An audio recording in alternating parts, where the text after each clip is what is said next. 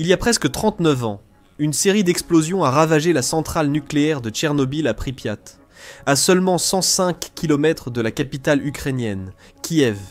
Les explosions ont libéré 50 à 185 millions de curies de particules radioactives, contaminant de vastes zones en Biélorussie, Ukraine, Russie et d'autres parties de l'Europe.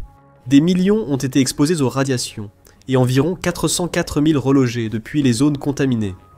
Cet incident est la pire catastrophe nucléaire et l'une des plus graves tâches de l'héritage soviétique. La marine russe pourrait à nouveau risquer une catastrophe, peut-être aussi grave ou pire que Tchernobyl. Cela concerne des navires de guerre à propulsion nucléaire, et en particulier l'amiral Nakhimov. La navigabilité de cette classe de navires, ou plutôt leur possible absence de navigabilité, ainsi que leurs sources d'énergie extrêmement volatiles, leur ont valu d'être surnommés les Tchernobyl flottants au fil des années.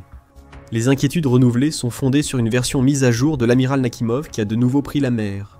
Le Nakhimov, présenté comme une super arme russe, doit devenir le navire amiral de la flotte. Des doutes persistent sur sa sécurité, sa puissance et le risque d'une catastrophe type Tchernobyl. Regardons de plus près l'amiral Nakhimov et pourquoi son retour en service est important. Pour la première fois depuis 1997, le croiseur de bataille à propulsion nucléaire de la marine russe, l'amiral Nakhimov, est de retour sur l'eau et se déplace par ses propres moyens. Après 28 ans de réparation et de modernisation, les 2 réacteurs nucléaires du croiseur de bataille de 28 000 tonnes ont été remis en service début 2025 et le navire de guerre devrait devenir le futur navire amiral de la flotte russe, supplantant son navire jumeau, Piotr Veliki ou Pierre le Grand. Ces 2 navires de guerre sont les seuls survivants des croiseurs lourds nucléaires à missiles guidés de la classe Kirov, appelé projet 1144 Orlan en Russie. Ils restent les navires de guerre de surface les plus grands et les plus lourds en activité dans le monde, sinon les plus efficaces. Parmi toutes les classes de navires de guerre modernes, ils sont les 2e en taille, juste après les grands porte-avions, et leur apparition en 1979 a été un facteur clé dans la décision de la marine américaine de remettre en service les cuirassés de la classe Iowa dans les années 1980. Il est juste de dire que cette classe n'a jamais atteint son potentiel. La commande initiale concernait 5 navires. 4 ont été construits, ainsi que le navire de commandement navire de soutien polyvalent, 33 Oural, basé sur la coque Kirov, mais avec une superstructure et un armement différent. Nous verrons plus tard pourquoi le navire de soutien polyvalent, 33 Oural, est qualifié de désastreux. Le Kirov, navire de tête de la classe, a été construit en mars 1974 à Leningrad, lancé puis mis en service en décembre 1980. À son apparition, les observateurs de l'OTAN ont nommé le navire Balcom 1 pour Baltique Combattant 1-2. Kirov a eu un accident de réacteur en Méditerranée en 1990 lors de sa 2e mission.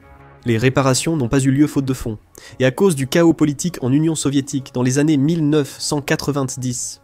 Placé en réserve et renommé Amiral Ushakov en 1992, il a finalement été retiré du service en 2010. La marine russe prévoit de restaurer tous ses navires de classe Kirov, relançant potentiellement l'amiral Ushakov rénové.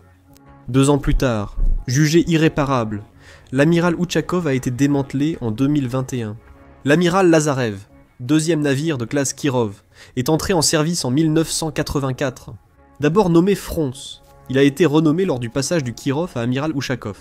Le navire est devenu inactif en 1994, désarmé en 1999, puis envoyé à la casse en 2021 opération, prévue jusqu'à fin 2025 pour l'amiral Ushakov et l'amiral Lazarev. L'état critique des cœurs de réacteurs a poussé les Russes à juger trop risqué, coûteux et difficile de retirer le combustible usé et de les réparer. Voici le 3e navire de la classe Kirov en service, l'amiral Nakhimov. Initialement nommé Kalinin lors de sa mise en service en 1988, il a été renommé avec les autres en 1992.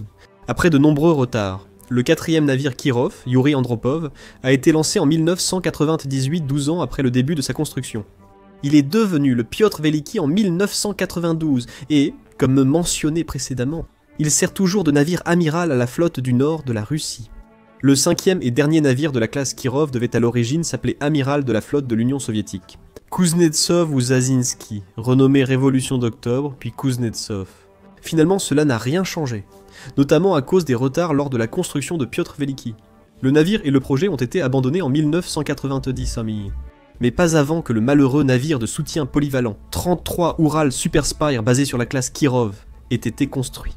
On ignore si les malheurs du navire venaient d'une mauvaise conception et fabrication, ou, plus fantaisiste, d'avoir attiré la colère de dieux marins.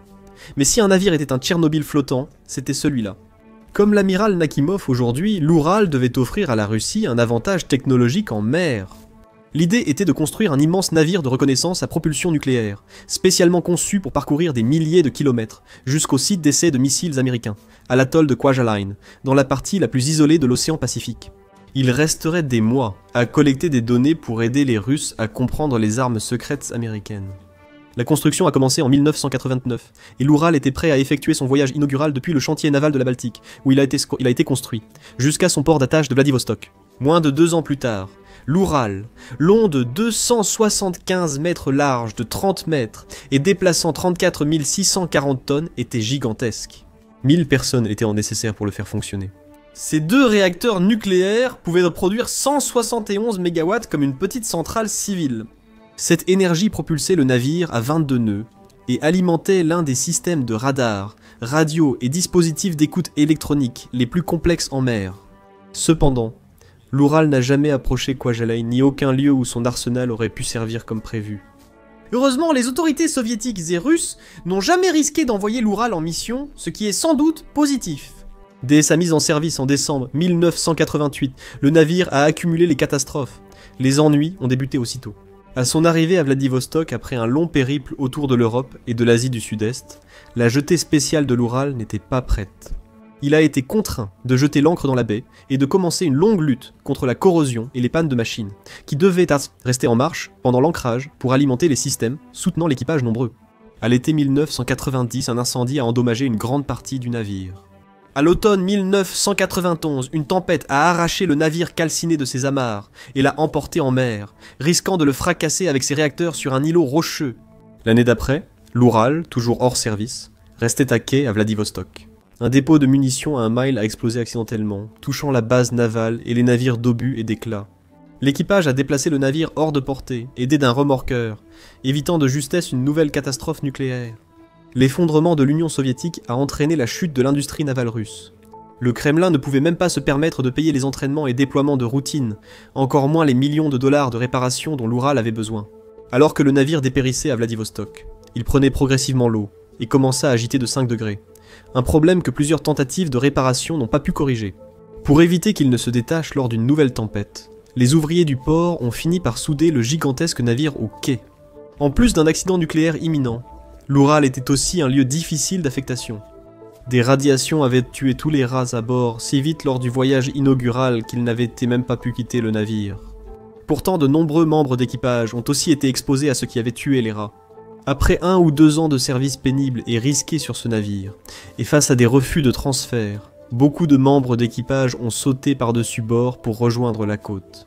L'équipage de l'Oural a chuté à 100 marins, soit 10% de l'effectif initial, accélérant sa décrépitude totale. En 2002, la marine russe a désarmé l'Aral et a passé près de 10 ans à chercher comment s'en débarrasser. Il ne voulait pas exposer les nombreux secrets militaires à bord. En 2010, il a été envoyé au chantier naval Zveyeda pour démantèlement, terminé en 2018. C'était donc une catastrophe nucléaire russe potentielle de moins en mer à craindre, mais il en reste d'autres. La plupart sont désormais au fond de l'océan. Pendant la guerre froide, les États-Unis et l'Union soviétique ont construit plus de 400 sous-marins à propulsion nucléaire. À seulement 60 miles de la Norvège, le port arctique de Mourmansk et ses bases sont devenus la principale base de la marine nucléaire et des brise-glaces de l'Union des républiques socialistes soviétiques. Et bien sûr leur combustible usé hautement radioactif. Ce n'est qu'après la chute du rideau de fer que les conséquences sont devenues claires. À la baie d'Andrieva, 661 000 tonnes d'eau toxique ont été déversées dans la mer de Barents depuis une piscine de stockage nucléaire en 1982. Le combustible usé de plus de 100 sous-marins était en partie stocké dans des conteneurs rouillés à ciel ouvert.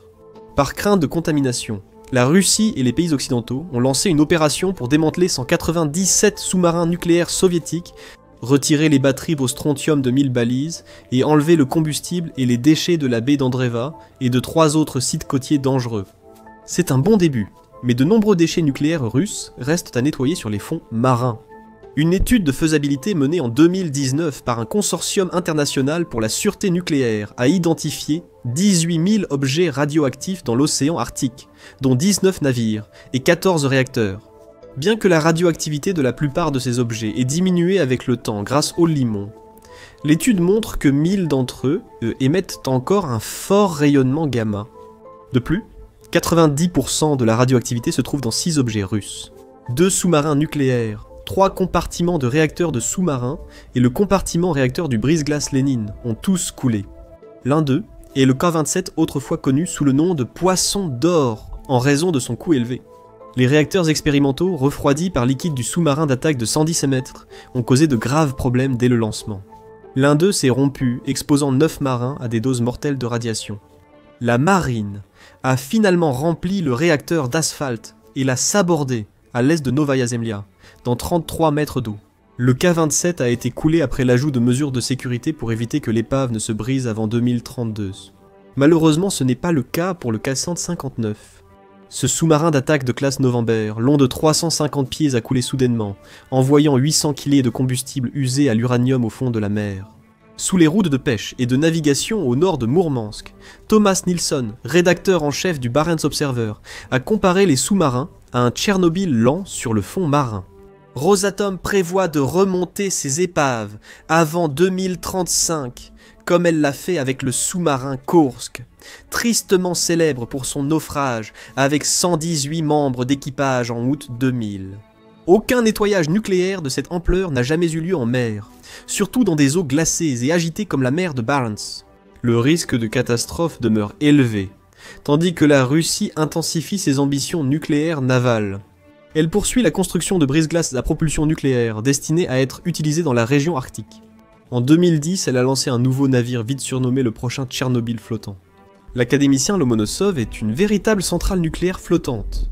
Barge de 21 500 tonnes sans propulsion, dotée de 2 réacteurs nucléaires KLT-40S modifiés, fournissant 2 fois 35 MW d'électricité ou 2 fois 150 MW thermiques. En septembre 2019, elle s'est installée définitivement dans le district de Tchoukotka, fournissant environ 60% de l'électricité locale. Lors de son voyage risqué de 8700 km dans l'Arctique depuis Saint-Pétersbourg, où elle fut construite, de fortes inquiétudes concernant un risque de catastrophe ont été émises. Aujourd'hui, des inquiétudes similaires sont exprimées au sujet de l'amiral Nakimov. Ce navire géant, futur vaisseau amiral de la marine russe, pourrait-il devenir un autre Oural ? En près de 30 ans de réparation et de modernisation, il a bénéficié d'importantes améliorations offensives et de sécurité. Le navire atteint 31 à 32 nœuds, offre une autonomie quasi illimitée grâce au nucléaire et peut rester jusqu'à 60 jours en mer. L'équipage compte environ 710 à 744 personnes avec la capacité d'embarquer un groupe aérien, composé de 3 hélicoptères, K-A-27, K-A-29 et K-31. Comme pour l'Oural, les spécifications exactes restent confidentielles. Des rapports indiquent que 10 lanceurs verticaux universels, chacun pour 8 missiles calibre navire de surface ou Onyx, ont été installés. Des témoignages évoquent aussi l'ajout de missiles hypersoniques Zircon. Des sources russes évoquent une configuration finale avec jusqu'à 176 cellules de lancement verticales, dont 80 pour les armes anti-surface et 96 pour les anti-aériennes. C'est ambitieux. À titre de comparaison, le super destroyer chinois type 55 dispose de 112 cellules de lancement vertical. Un destroyer Halliburton Flight 3 a 96 cellules. Un croiseur Ticonderoga en a 122. La destroyer furtif Zumwalt de la marine américaine possède 80 cellules. L'amiral Nakimov aurait reçu de nouveaux radars et un canon principal neuf. Le canon polyvalent AK-130 de 130 mm soviétique a été remplacé par un AK-192M plus moderne du même calibre.